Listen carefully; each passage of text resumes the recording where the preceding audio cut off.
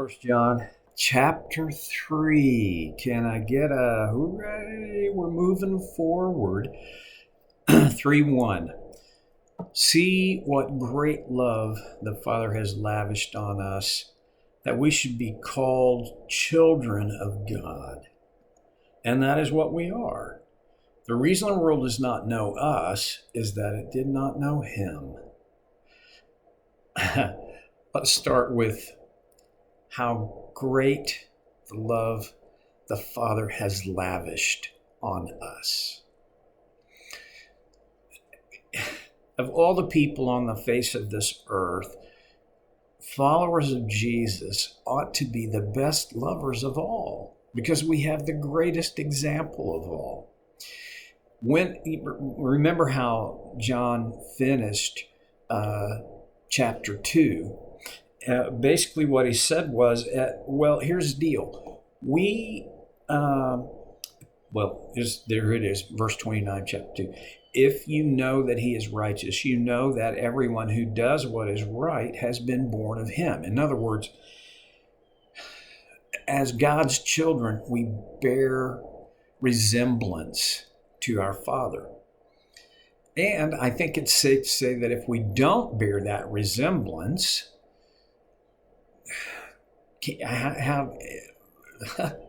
children bear resemblance. There's just no getting around it. I don't become a child of God by trying to bear the resemblance. I bear the resemblance because I am a child of God. And here he says, being a child of God, that's a big deal. See what great love the Father has lavished on us. Well, that's like a double infinitive. The great love. How do you quantify something like love? One of the ways would possibly be that I would say, okay, he did this and this and this, or she did this and that, and they did it this many times. And you can quantify it in that sense, but that's not really how love works. Love is difficult to quantify, but there's a difference, a discernible difference, a knowable difference between being loved somewhat and being greatly loved. And John says, you have to take a look, see what great love the Father has lavished on us. I'm talking about myself here, so I don't mean to condemn anybody or accuse anybody of anything, but I know for myself, I don't often enough stop and look. I don't often enough see. I kind of just keep going without looking. Maybe the beginning of the year here is as good a time as any. Well, the truth is, whenever you do it, that's a good time to do it. But to take a look at this great love that the Father has lavished on us. You already know I tend to if there was such a fraternity, I would be in the fraternity of Eeyore. I am the guy who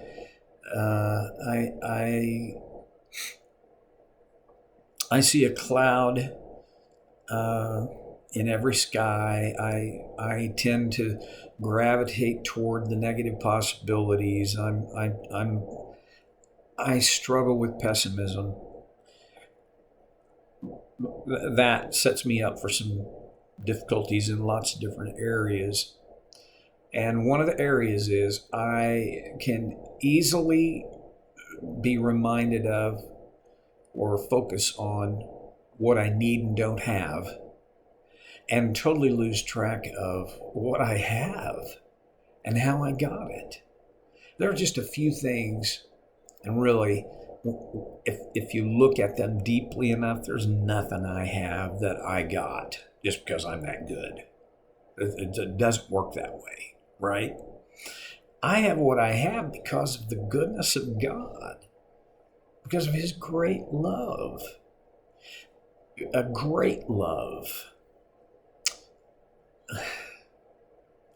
And then if that's not enough, see what great love the Father has lavished on us. You see, to lavish something. See, I have this, oh, as pessimistic as I am, I have some fairly optimistic daydreams. And one of my daydreams is that I would be so stinking financially rich that I could walk into a Hardee's or even a little bit more upscale restaurant, Kentucky Fried Chicken. Not really. I could go someplace to eat lunch or dinner and go, hey, I want just bring me there and there and there check.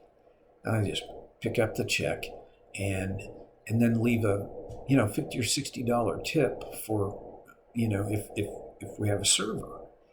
I think that'd be just fun, right? Well, that's a lavish kind of daydream.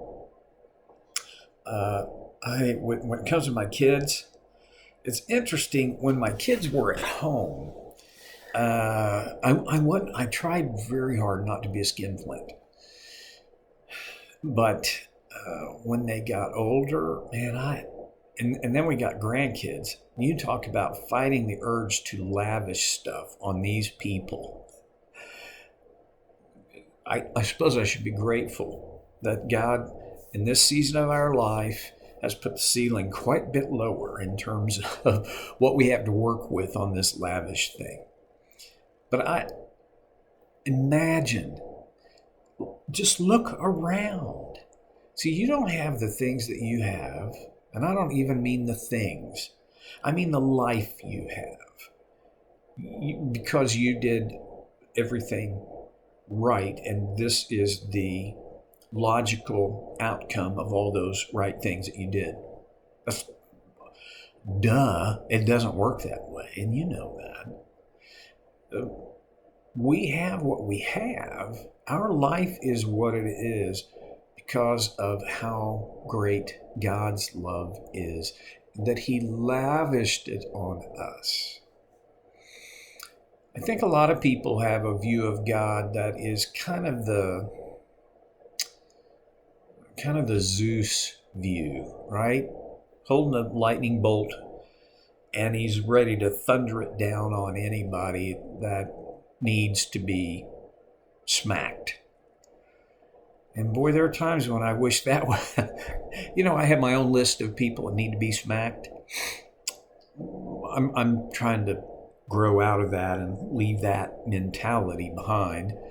But I don't think that's how God is. I think God is just. And there will be a moment when time comes to an end and judgment then occurs and justice will be done. But He is also all about love. I mean, John, when he wrote the gospel, the biography narrative of Jesus' life, in chapter 1, he said Jesus came and He was full of two things, grace and truth. Now, it could be read, He was full of grace and full of truth, meaning it wasn't like he stirred up grace and truth and that filled everything up. No, it's like I think you have these generally equal amounts of grace and truth. Justice is done on the basis of truth, but justice is withheld on the basis of grace. I can't explain how all that works, but I do know that God, His nature, is to love us, and not to love us with an eyedropper, right? I kind of began my journey of grace with an understanding that God kind of parses out the grace thing, not too much at any one time. You're only going to get what you need. I think that may not be the case. If God's love for me is great and He lavishes it on me, He's not just going, oh, that's all you need. No. Not an ounce less. not an ounce more. No, I think he lavishes his love on us. Here's something, and I haven't worked this out in my own life. I struggle mightily with it.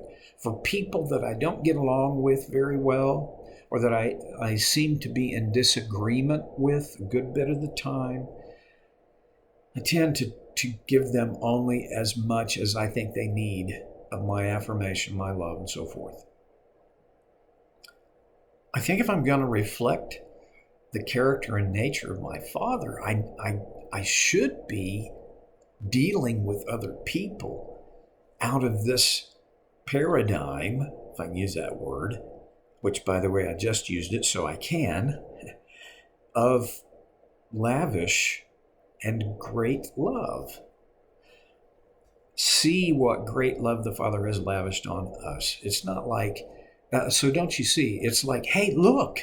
So at the beginning of the year, look, 2020 was a difficult year for most all of us. It was for me on lots of different levels.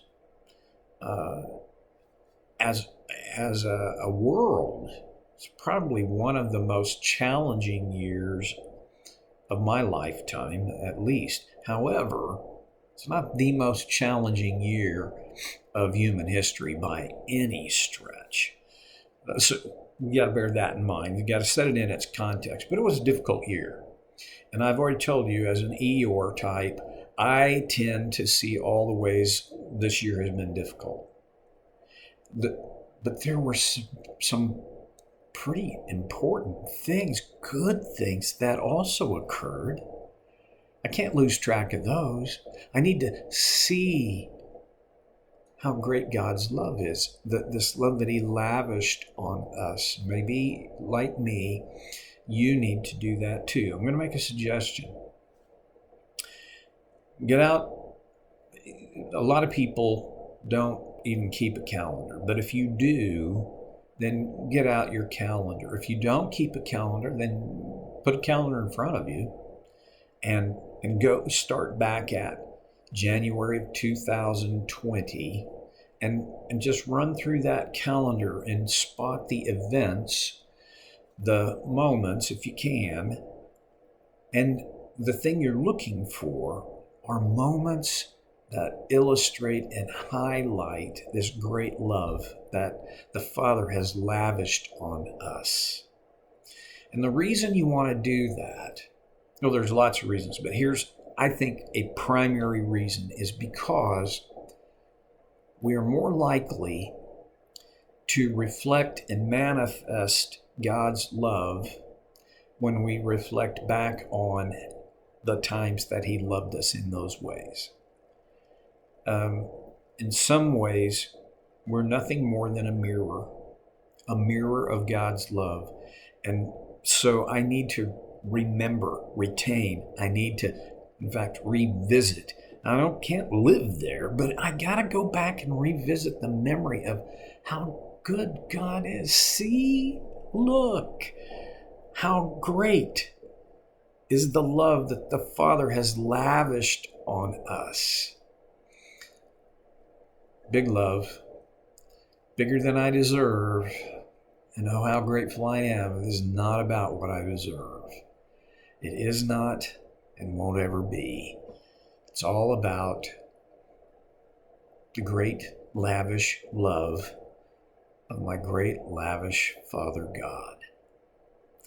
Maybe, if you're up to speed with that in your own life, good for you. You're in the 0.001% of the world who are. The rest of us, to do us and the world around us a world of good, to see how great the love the Father has lavished on us is. I'll see you next time on So Care with Stevie Boy.